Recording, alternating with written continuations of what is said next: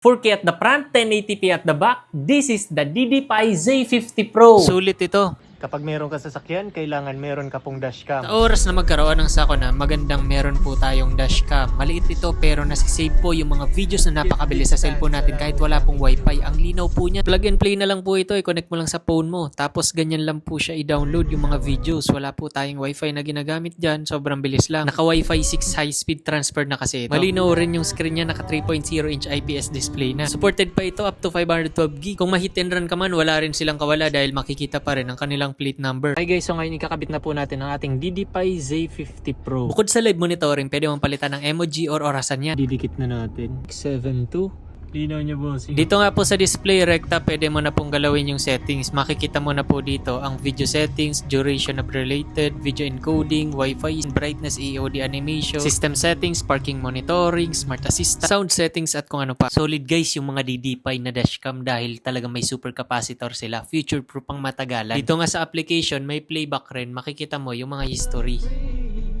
Settings naman ng application ay may speaker volume, may ADAS Intelligent Assistant. Pwede mo nang i-adjust gamit yung phone mo ang kanyang resolution, microphone settings, camera settings, video settings, G-sensor sensitivity, may 50Hz, 60Hz.